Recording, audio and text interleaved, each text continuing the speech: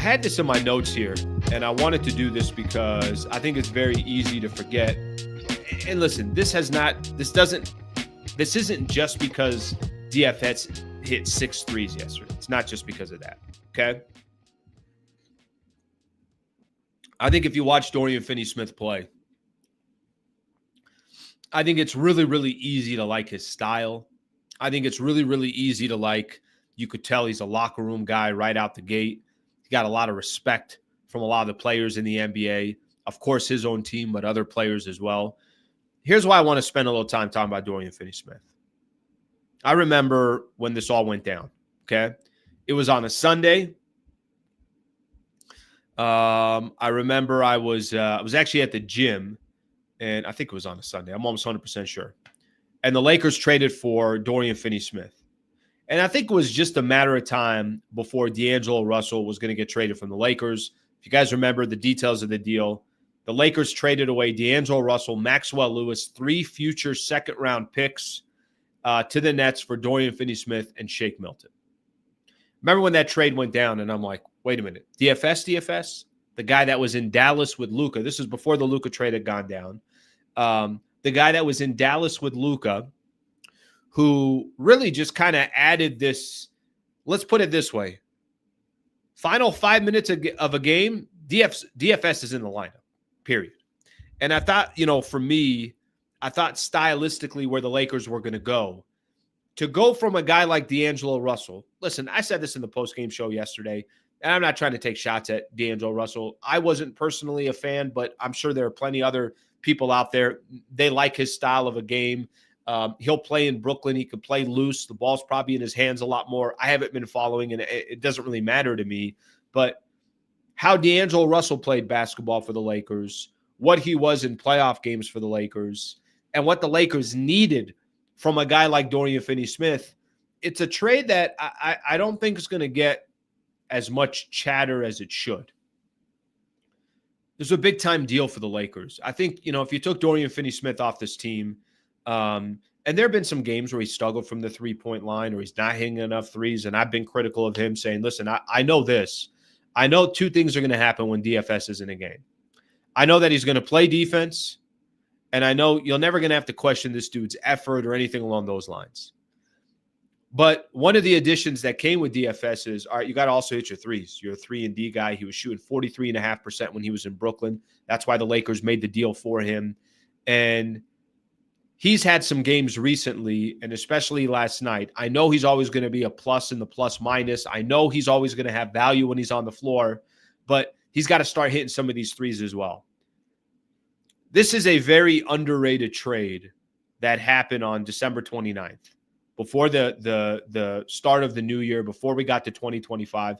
I think it's one of the more underrated trades in the NBA, and I'm sure there were a lot of GMs out there or even fans of other teams that are sitting back when that trade went down. People probably took a step back and said, all right, that's an interesting one. That's a good fit. That's a good player to put in the rotation with, at the time it was LeBron, it was AD, it was Rui, of course, Max Christie, whatever the roster was before the Luka trade. Don't underestimate how big of a trade this was that Rob Pelinka put together. You could look at Rob Pelinka's trades in the past and you could say, remember when Rob traded for Russell Westbrook and what a catastrophe that was? Yes, everybody does. Do you remember when Rob traded for Luka Doncic and it shook the world? Give Rob credit, his relationship with, obviously Nico Harrison, but that was also a deal. It felt like Dallas wanted Anthony Davis and no GM out there would have said no to that. This one is a very sneaky, very valuable deal for the Lakers that I think is going to help them. And however far they go in the playoffs this year, we'll obviously see what happens. But last night, to me, it wasn't just about DFS hitting the 6 threes that he had. It's how wildly different he was than D'Angelo Russell that I think kind of adds a whole different element to this Lakers team, and he's been doing that now for a while. The only negative, the only downside I could see to DFS is one negative. One downside, it has nothing to do with this year. I think Dorian Finney-Smith is going to be great for the playoffs. I think he'll be great for these final 7 games that the Lakers have. I think he'll be great. Only downside is he's got a player option for $15 million this summer. So the only downside is, obviously Lakers are going to have to figure out a contract for Dorian Finney-Smith, and I think they will. I think he's going to be one of the key players for the Lakers that they'll probably keep on this team for a while. It's going to be important to keep him on here. Okay. Let's keep going here. I got something on Gabe Vincent here real quick, and then I'm going to start looking at everybody's comments. Just to kind of take a look here, let me just see what people are saying about Dorian Finney-Smith. Matthews, good morning, brother. D'Angelo Russell helped us out big time by unloading that awful Westbrook contract. He served his purpose, and I think even the year they went to the Western Conference Finals, he served his purpose. I just wasn't, for me, stylistically, he wasn't my cup of tea. Not all about the points. And if you're a 3-and-D player, then you'll get some buckets. But DFS to me is more valuable than I think people think on this Lakers team. He's very valuable. Go look at his plus minus every game. Every game he's got some type of positive impact. Your opinion of the trade if we lose DFS to free agency, I think we're going to lose D'Angelo Russell anyways. And I think Lakers will try to do everything they can to make sure that he's here. Plus, now that I think Luka's here, his close relationship with Luka, I think all those tie together as well. Ryan Romero, love the DFS trade.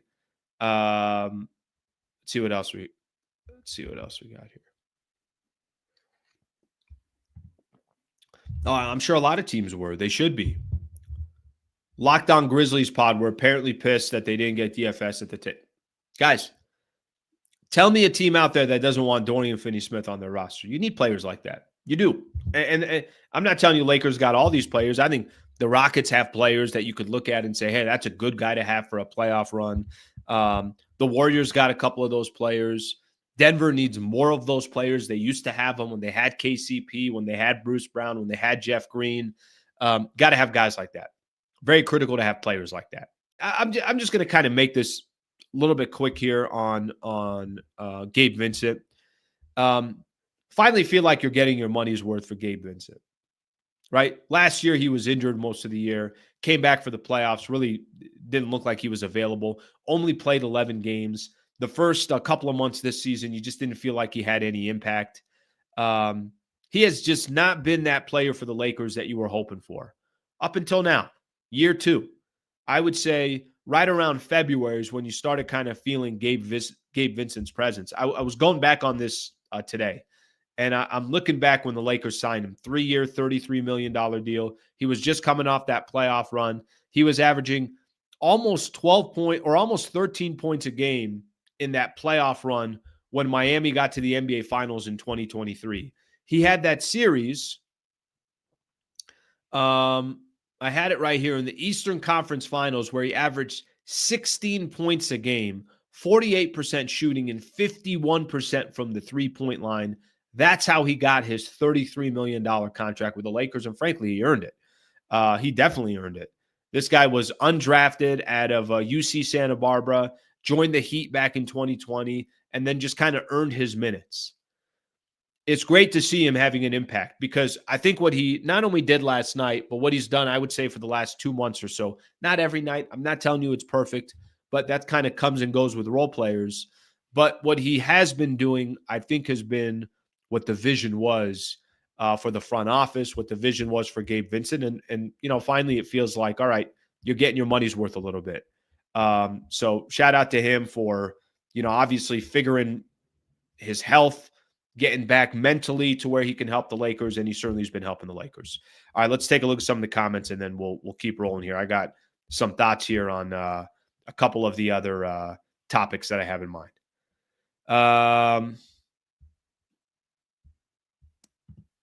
I like this. Enough talking about Vincent's Miami playoff run.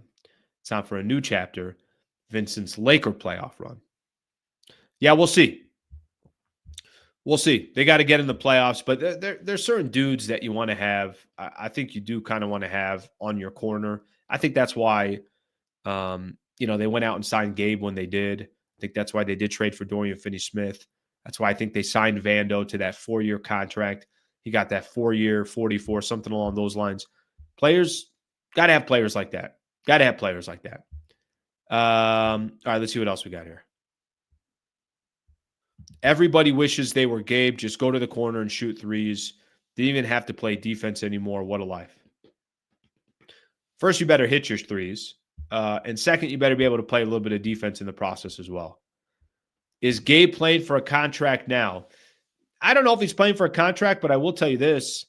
In the offseason, if the Lakers are trying to improve their roster, they're going to have – listen to the amount of contracts that the Lakers are going to have that are going to be on expiring deals.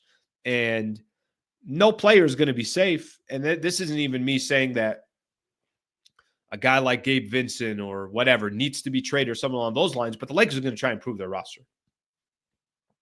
Expiring contracts this summer. Rui Hachimura will be on – next year will be the final year of his contract. So that's why those are valuable contracts.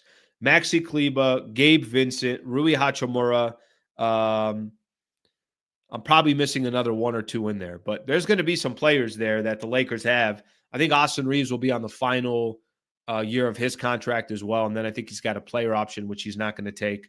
DFS we already talked about, so you're going to have a number of players that are going to be in that position. All right, if you enjoyed this clip and you want more, just subscribe to the channel. Monday through Friday, 8 a.m. to 9 a.m. is the Sliwa Show, and then after every Lakers game, post-game show right here.